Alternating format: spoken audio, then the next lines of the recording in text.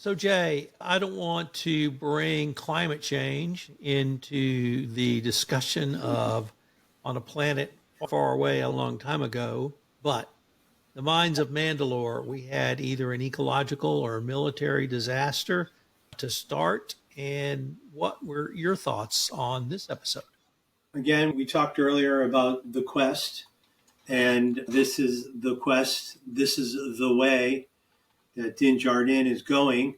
He's been dissuaded from going by Bo Katan because she believes that the waters and the mines of Mandalore are poisoned.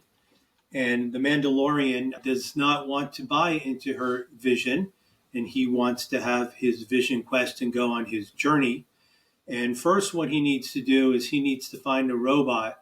So he needs somebody who can be his deputy, get out in front of him and check the atmosphere and make sure it's okay.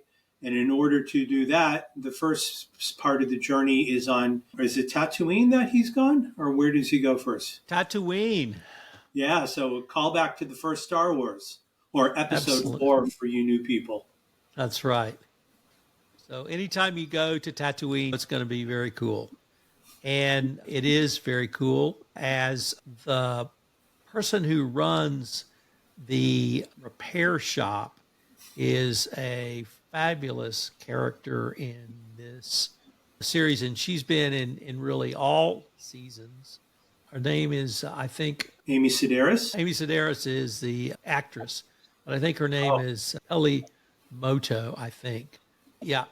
And Amy Sederis, I think, is a comedian Yep. by professional trade. And it never ceases to amaze me how well comedians can go into completely different roles. So obviously, the guy in Ted Lasso is the latest best example. But my favorite was the girl who was the daughter of, Oh, yeah, from The Office, right? no, actually from 24. So Jack's daughter, Okay. who was the secretary who had the baby, she was actually a comedian. And the redheaded Secret Service agent who protected the wife of the president, he was a folk singer. And they're completely different outside their areas. But Amy Sedaris is just great in this role. And wit, timing, obviously these are lines written for her, but it just is comedic brilliance. And she loves Grogu. And so that is very cool as well. But they, of course, are running a scam on some locals. And they use that scam to help Darjeeling gets the parts he needs. And you highlighted this at the end of the last episode around the IG series, robots, and the memory circuit. So you want to pick it up from there? Yeah, basically, when they left the last place, the IG-11 was decommissioned. And was that where they saw just his head lying at a bar, or was that later on? No, it was this one. It came Okay. from a prior season, but that's where it started. At that point, we've talked about that we need basically a droid, or we need some type of non-human entity to join Dinjarin to go to find the waters and the atmosphere below Mandalore. So at this point, they put the IG unit back together, but the IG unit malfunctions, playing on some of its evil doings, and they need to decommission the IG-11, and then we're going to come see him later on in the episodes. So the Amy Sedaris' character, Pelimoto, and her team of Jawas and repair droids are able to get everything together for Darjin. He goes off. He tries to enlist Bo Katan to get him or to go with him to Mandalore. She declines. He heads to Mandalore. The atmosphere, the droid they've got, I really didn't understand this whole part because they made such a big deal out of getting this droid who could test the atmosphere, and they call it, I think, an atmospheric droid. And then the atmosphere was fine.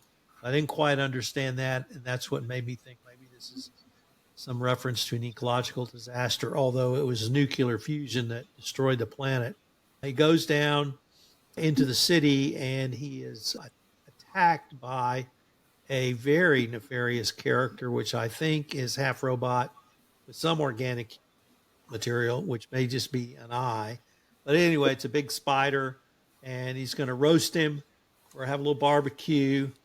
And before he gets to the point where he can't communicate, Darjin communicates to Grogu. He needs to go back, Grogu, to the plane and fly back and get some help, which Grogu does. And he flies to Bo Katan, who immediately sees, when she sees Grogu without Darjin, understands the severity of the situation and literally comes to his rescue. So anything in all of that either made sense or you thought was extraneous? I had a feeling that it was not going to be an easy visit to Mandalore or the mines of Mandalore. So I think either just before the monster attacks or when Dinjardin sends him on his way, but he tells Grogu that you're going to have to be really brave. So there's like a clue that it's like the co-pilot on an airplane, that they're not going to make it out of the scene. So I think it was a tell a little bit that Grogu had to go find Bo Katan. And I guess if you wanted to write a cleaner version, you could have had the Mandalorian try harder to get Bo Katan to go. And then at that point, they'd both be there. I understand your confusion, Tom. It seems like they had a couple of extra steps that were needed.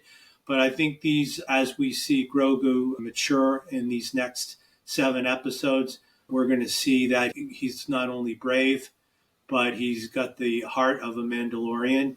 And what he did was save Dinjardin's life.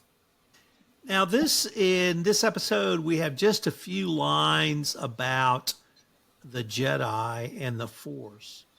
But at one point, Bo Katan tells, I think, Grogu that she has known some Jedi, and at one point the Jedi and Mandalorians got along. That would indicate that they don't get along now. Of course, we know from season 1 where Luke appeared and wanted to take Grogu away for training because, of course, he's the baby Yoda, and train him as a Jedi. Can you think back to any prior reference of Mandalorians and Jedi really getting along or fighting together? Because I couldn't. No, I don't know. It's clear that there is some animus there, but I don't know where it comes from. At any rate, Bo Katan she gets to Mandalore. She rescues Darjin, and they are able to reach the waters, the healing waters. And Darjin I think he jumps in, he doesn't dive in, he drops in, and he somehow either passes out or knocks his head, but Bo Katan has to jump in and save him. And they make it up to the something back to the important surface. happens now. I have to say, this is the part that confused me a little bit. Although they're in the living waters, so he's now completed that portion of his quest. But I thought something was going to happen while they were in the water. And as I recall, nothing really did. Well, but Bo Katan sees something, right? She sees the Mythosaur. Okay, so what's the reference to that? Have we seen a Mythosaur before? We have not seen a Mythosaur, but the Mythosaurs, as the name would suggest, are steeped in the streams of myths of Mandalore. And when the Mythosaur was tamed by Mandalore the Great was when the Mandalorians really thrived and strived as a people. About the best I could say is she sees this character. He does awaken, but there's no battle and there's no fight. And the Mythosaur symbolizes something, but if I seem confused, it's because I was and still am. Did you have clarity in this scene? No, I share your confusion, but I understand from a plot perspective where we're going with the Mythosaur. Sometimes they're there because they need to be there. All right. We've been in the living waters. He has now reestablished himself as a Mandalorian, although he has not been formally brought back into the Brotherhood, but he will be.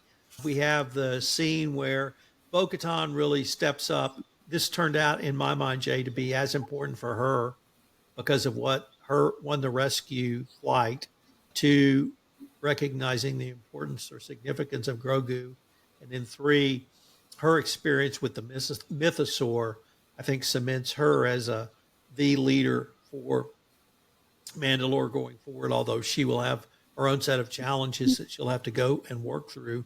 But I know I said this in the first episode, and I'm going to say it again, the destruction of the planet, I thought, was as big a storyline in this episode. Now, it wasn't climate disaster, but it was climate disaster brought on by nuclear war. I really thought the ecological message was very strong in this one as well. Any final thoughts on this one? Episode 2, The Mines of Mandalore, Jay? I think we did what we needed to do at the mines, and for the Mandalorian Part 3, it's Jay Rosen and Tom Fox, and I hope you'll join us again for our next episode where we take a look at The Convert.